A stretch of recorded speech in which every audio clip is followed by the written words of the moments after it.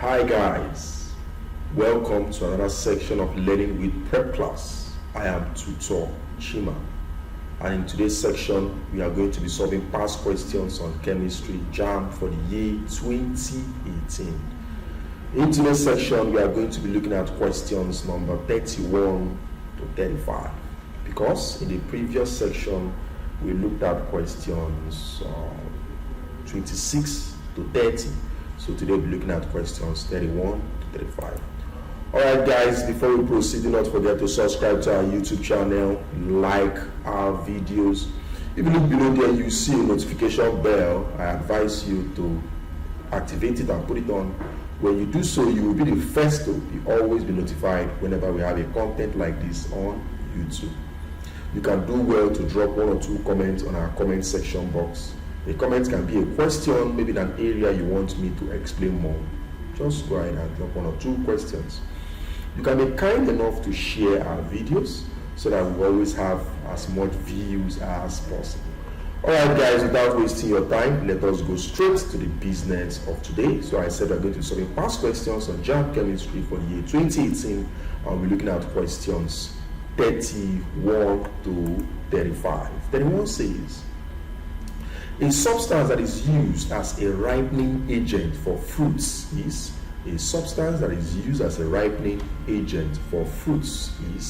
ethene? Is it propane? Is it methane? Is it protein? Now you must understand that ethene or ethylene is important in the agricultural industry because it is used in the ripening of fruits.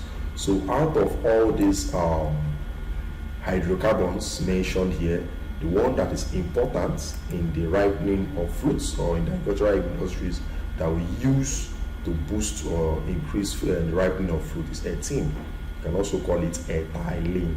I think ethylene is the old name and ethene is the new name. So the answer there is ethene. Ethene is used in the ripening of fruits. 32.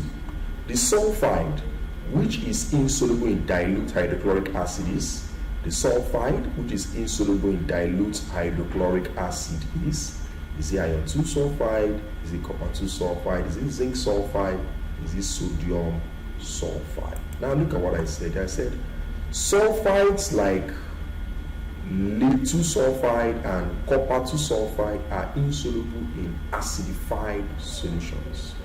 So when you place them in acidified solutions, they do not dissolve. So I believe we've seen our answer. So out of these 4, the one that will not be soluble in dilute hydrochloric acid, which is an acidified solution, is what? Copper 2 sulfide, CuS. So copper 2 sulfide will not be soluble in dilute hydrochloric acid. So our answer is, or the correct option there is what? Option B. 33. What is the pH of 0.001 mole per dm cube solution of sodium hydroxide? They're asking us the pH of 0.001 mole per dm cube solution of sodium hydroxide.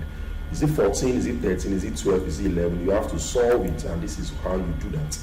First of all, sodium hydroxide will dissociate in dilute because it's an aqueous solution, so it's going to dissociate the solution to give what? Sodium ion, and that I'm supposed to have put a plus.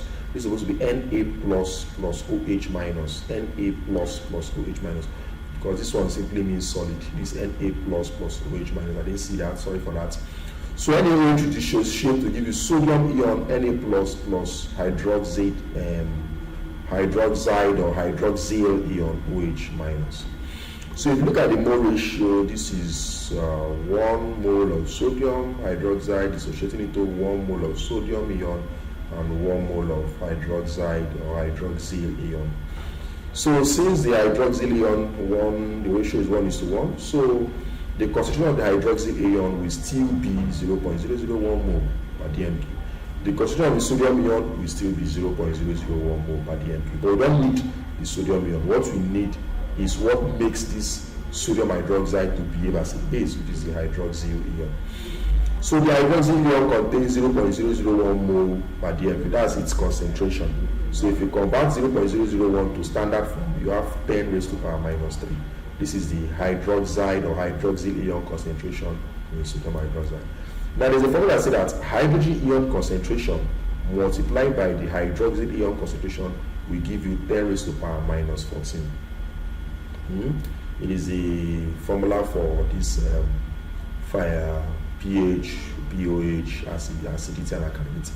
It's one of the formulas. There are three, but this is one of them.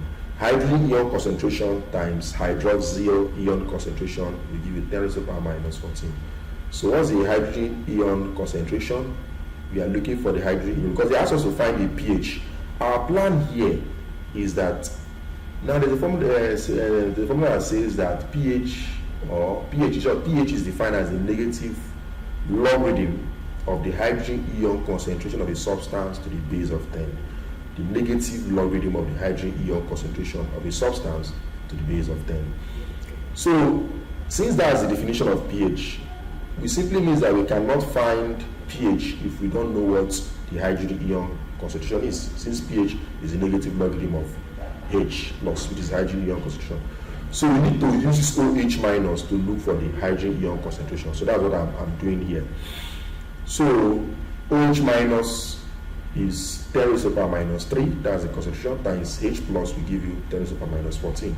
So H plus becomes, you divide both sides by 10 raised to the power minus 3, you have H plus to become, when you divide 10 raised to the power minus 14 by 10 raised to the power minus 3, of course, using indices, 10 raised to the power minus 14, the division becomes what? Minus bracket this minus 3 from indices.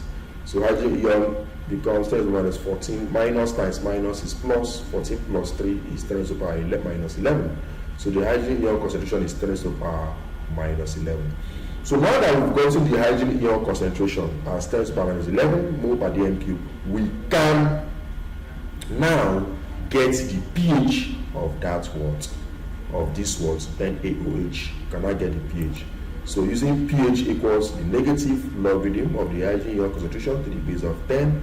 We now have pH equals, we got our hydrogen ion concentration as 10 raised to the power minus 11.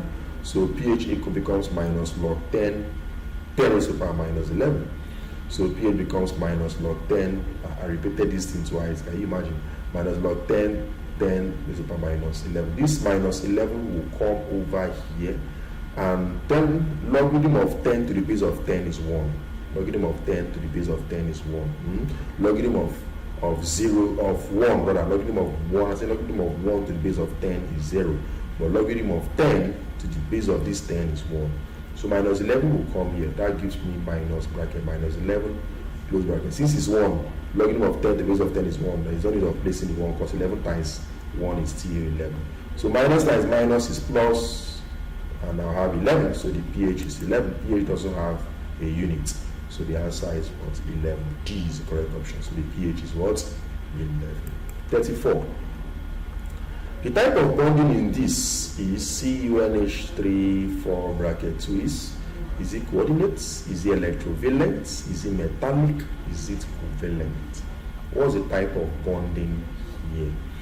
Now you must understand that this is a ligand. I said a coordinate covalent bond because I know that's what it is. The type of bond is a coordinate covalent bond. A coordinate covalent bond, also known as a dative bond or coordinate bond, is a kind of two-center, two-electron covalent bond in which the two electrons derive from the same, in which two electrons is derived from the same atom. The bonding of metal ions to ligands involves this kind of interaction. So when you see complex ion like this, maybe I think this would be even 2 minus, there even be 2 minus. When you see a complex ion like this, it is known as a ligand. And that kind of bond that exists here is a coordinate covalent bond.